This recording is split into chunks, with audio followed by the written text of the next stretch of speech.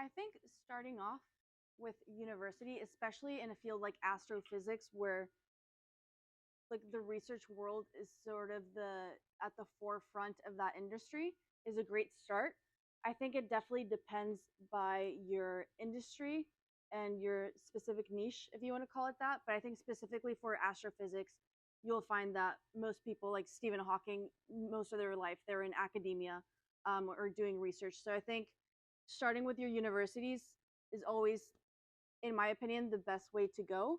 And then if you're able to get internships, I think, especially in astrophysics, I think NASA has so many amazing internships. So if you find sort of internships, I would say don't shy away from those opportunities. Um, and also something I would really recommend is like try everything. If if you're interested in industry and there's an opportunity, definitely go for it.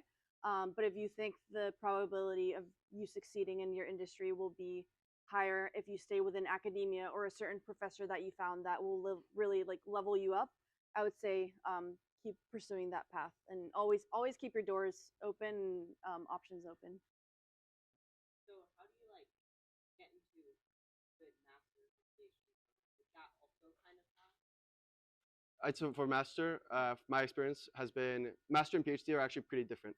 So PhD is usually it's a lot more of a commitment from the university because they're going to kind of be wasting money on you instead of a master's program where you're going to be and wasting is the wrong word, but they're going to be spending Investing. money. Yeah, they're investing in you exactly. They're investing in you, so they need to really make sure that they are doing it well. And a master's program is typically comparatively easier to get into than a PhD program, and you have to. It's there's a lot more upside for universities.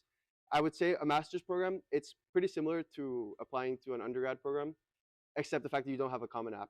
And the way most people do it is you start off with masters first and then you go into a PhD because it's like a win-win. Like you get to see if this is what you want to do and then pursue your PhD and continue that longer research.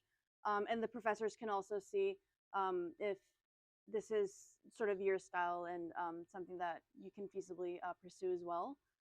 And there is an option to go directly into PhD, but just keep in mind that that's usually not as common in its certain cases. But definitely, if that's something that you see yourself in, like, don't shy away or back down from that. You Different said options. that you were in a thesis PhD. Correct. Is Yes. that any different? Yes. So there's different options. There's Master of Science with no thesis, so that's no research. You just do like the coursework. Sometimes they make you take like an exam or like a little project at the end, and you just turn that in as like a completion of your master's. And then with thesis means you're doing research. So it's a little bit like a PhD, but like a shorter version, which is why I recommend you do like potentially a master's first as like a trial run. Yeah. I feel like you needed a master's to get the opportunities that you thought like need a master's to get. I would say it's very industry dependent. So I worked at a really cool software engineering job that a lot of times it's almost cooler to be the person that dropped out of college. By the way, I don't recommend that. Don't Like do it. it's these people are doing that because they're when you think of the Zuckerbergs and Steve Jobs and all these people because it's costing them more money to stay in college. It doesn't mean they just got bored of school and decided to do their own thing. So unless you're in that situation, I wouldn't recommend sort of and I know that's not even necessarily what you're alluding to, but there is certain industries that don't put as much emphasis on all the credibility, and there's others that do. So I would say know the people that have achieved what you would like to achieve, something similar or even greater, and what did they do? What's the common denominator amongst them?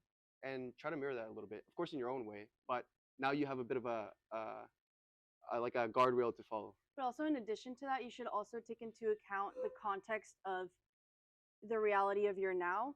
So the people that are, say, 30 years above you, their situations were different back in their day. So recognizing what your in your day means.